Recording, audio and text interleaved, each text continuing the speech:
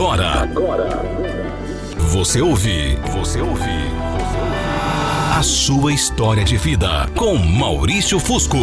Alô, alô, gente amiga, aquele abraço, muito boa tarde. Estamos chegando para mais uma edição, mais uma apresentação da sua história de vida. Hoje, a partir de agora, eu conto mais uma grande história para você. Tema da história de vida de hoje: uma voz dizia: Silvia, não envie essa carta. Este é o tema da sua história de vida de hoje. Quero aproveitar e mandar um alô todo especial para Thelma Regina Medolago. Alô, Thelma, boa tarde. Thelma, para você então, está no ar a sua história de vida.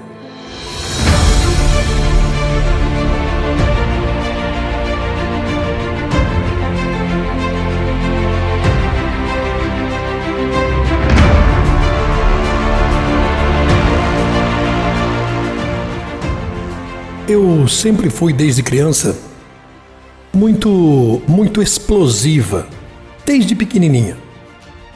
Nervosa, agitada.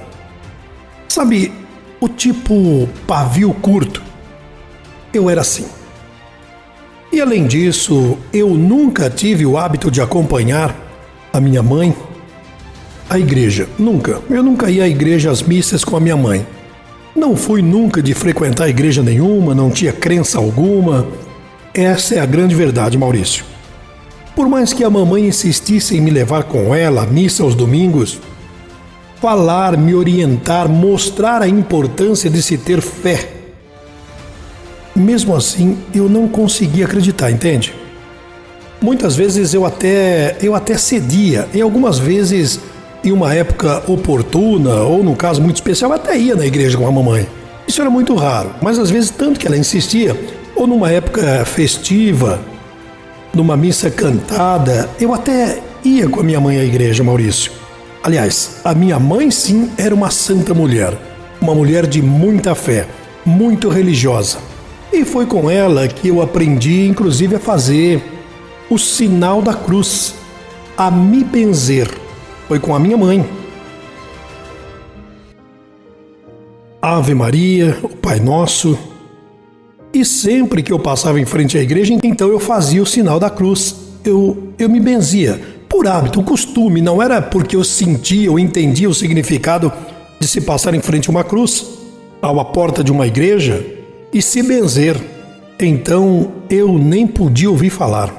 Não acreditava. Mesmo que alguém que já havia morrido pudesse voltar, pudesse vir de algum jeito, de alguma forma, e se comunicar com os vivos.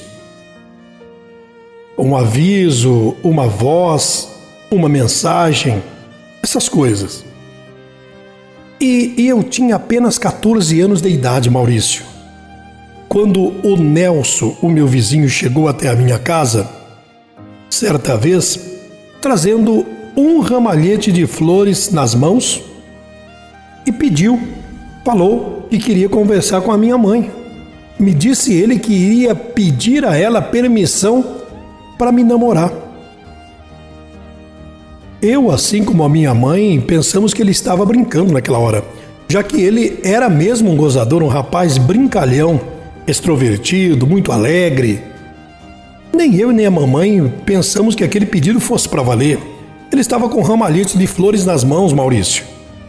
E na verdade, era sério. Era muito sério. E assim eu comecei a namorar com ele ainda muito novinho. Eu tinha 14 anos, 14 para 15 anos, Maurício. Ele 17 para 18 anos. Tanto a minha família como a família dele aprovavam o nosso relacionamento. Só que tinha algumas regras. Antigamente, ou namorava na minha casa, na presença dos meus pais, ou então era na casa dele, na casa do Nelsinho, sobre sempre os olhos vigilantes dos pais dele.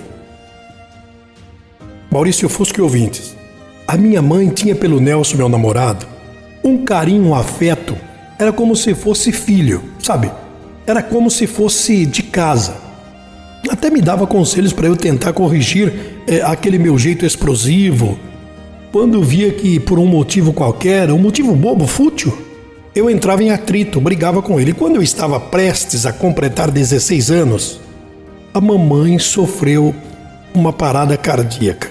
Estava voltando da casa da minha tia, sofreu a parada e infelizmente não houve tempo para socorrê-la. Ela faleceu a caminho do pronto-socorro. Foi muito triste, Maurício, foi muito triste. A mamãe, ela era muito nova. Morreu assim, do nada, de repente. E eu não consegui imaginar a minha vida sem a mamãe do meu lado. Não conseguia imaginar. Sem os seus conselhos, sabe? Sem aquele jeito meigo, sereno, de encarar um problema, de resolver problemas. E tanto o Nelsinho quanto a família toda dele me deu todo o apoio que eu precisei. Ficaram o tempo todo ao meu lado, me ajudando a suportar, a sufocar essa perda irreparável, a morte da mamãe. E o tempo passou, o tempo foi embora, o Nelson foi para São Paulo cursar faculdade de medicina. Lá ele arranjou um apartamento onde dividia o aluguel com outros 3 amigos, uma espécie de república, e estudavam, todos faziam ali medicina. E foi embora, o Nelson foi para a cidade de São Paulo. Por motivo econômico, Maurício, o Nelson só vinha para minha cidade, e na época a gente morava em Piracicaba. Só vinha uma vez por mês e ficava o sábado e o domingo à noite ele voltava para São Paulo. Foi assim, desse jeito, nos primeiros 2 anos. Eu até que estava aceitando e entendendo esta situação toda. Era necessário, era preciso devido ao estudo dele, a concluir a faculdade. Então, a gente namorava por telefone, Maurício.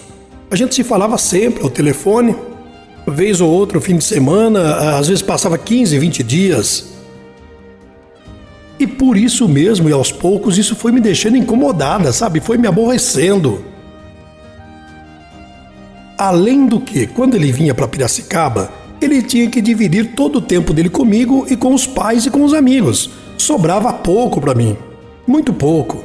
Ele não tinha quase tempo de ficar comigo, quer dizer, uma semana, 15 dias fora. E quando vinha, ainda tinha que dividir o tempo com o pai, com os colegas, com os amigos. É um futebol, é um churrasco, é sair com o pai, com a mãe. E eu fui ficando sozinha, isolada. E teve uma tarde de domingo que eu resolvi então pegar o telefone. Veio assim o estalo, peguei o telefone e liguei para ele. Estava muito, sabe, angustiada naquele domingo. Estava muito deprimida. Eu estava precisando falar com alguém, eu queria conversar com ele. Peguei o telefone e liguei. Liguei para a casa dele. Poucos minutos depois que a gente estava conversando, eu percebi que ele parecia estar com pressa, com muita pressa. Parecia que estava distante, nem estava entendendo o que eu queria falar. Sabe quando você está falando com uma pessoa e a pessoa parece que está no mundo da lua e já com pressa, querendo desligar o telefone? Foi isso que eu senti, Maurício. Maurício Fusco e ouvintes, você está falando com alguém e percebe que essa pessoa vai podando essa conversa sua, vai encurtando o seu papo. Ah, liga depois, agora não dá, liga daqui a pouquinho, depois eu ligo. E foi isso que aconteceu. Eu me irritei e bati o telefone na cara dele. E ele, conhecendo e como conhecia o meu jeito de ser, como eu escrevi no começo da carta, o meu pavio era curto. Ele, conhecendo o meu jeito, mais que depressa retornou a ligação, me ligou de volta. E aí, num tom até agressivo, eu falei: olha aqui, Nelson, na hora que eu liguei, você parecia não estar afim de papo. Agora sou eu que não quero papo. Eu não quero papo com você agora. Liguei agora há pouco aí, parecia que você estava voando, viajando, fantasiando. Sabe, agora eu não quero conversa. Agora quem não quer conversa sou eu. Quer saber de uma coisa? Me esquece, Nelson. Me esquece. Não me encha mais o saco, some da minha vida. E de novo bati o telefone na cara dele.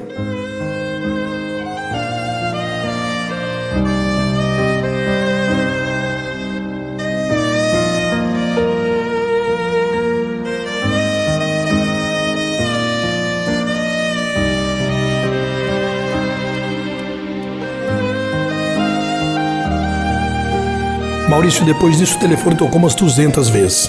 Toda hora ligava uma vez, outra vez, ligava novamente. Eu não atendi. Eu não atendi nenhuma ligação.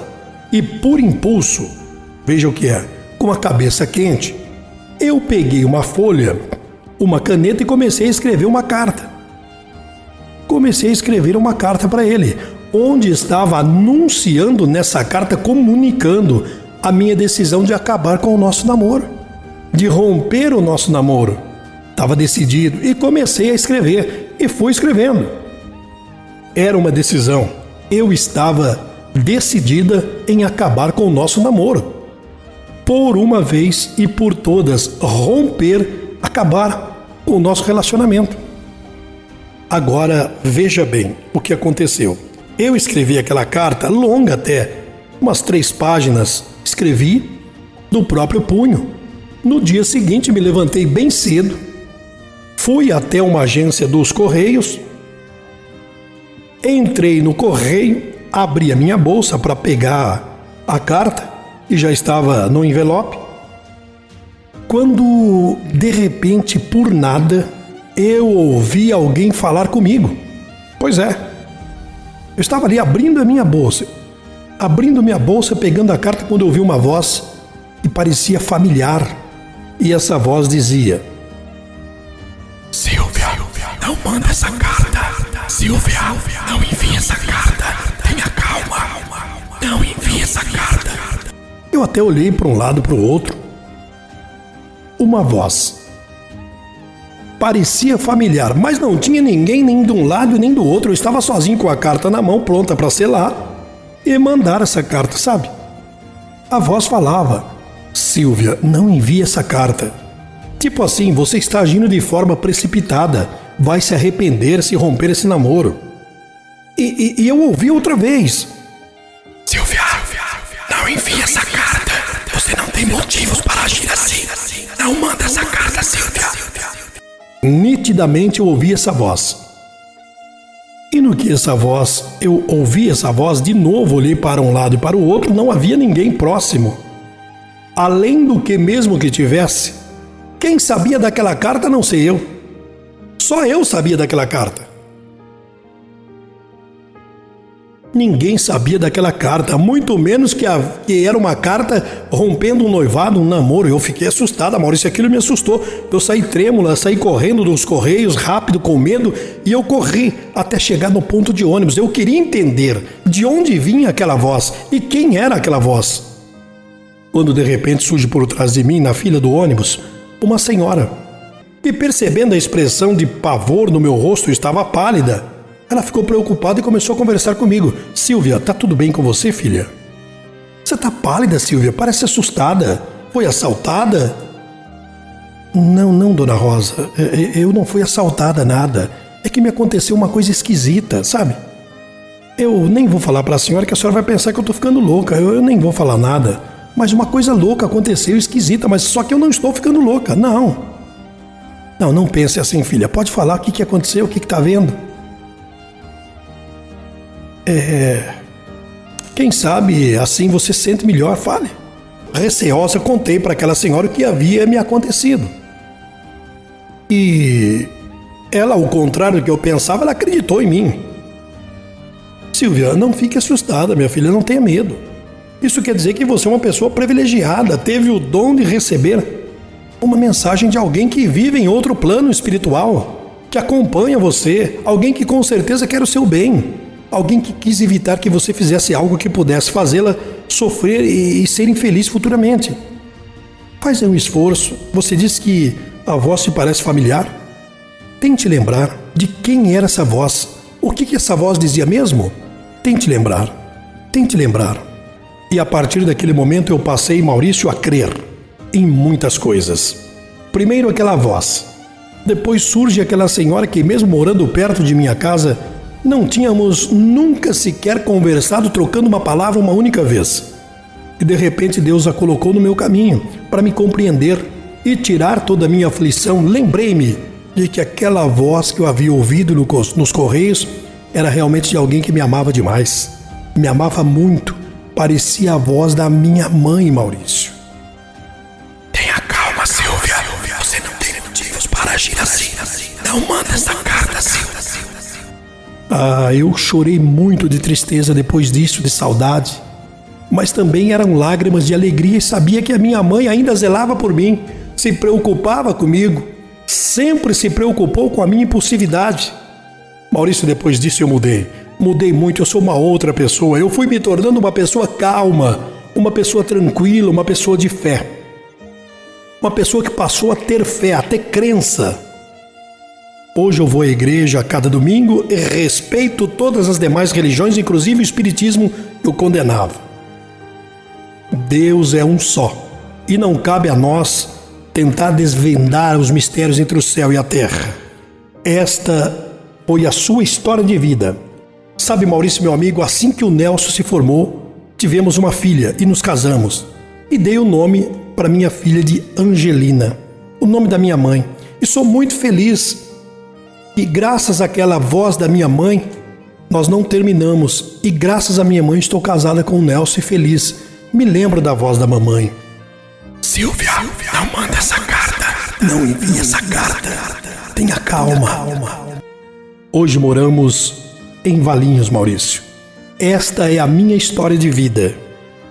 Portanto, esta foi a sua história de vida, o primeiro amor da cidade.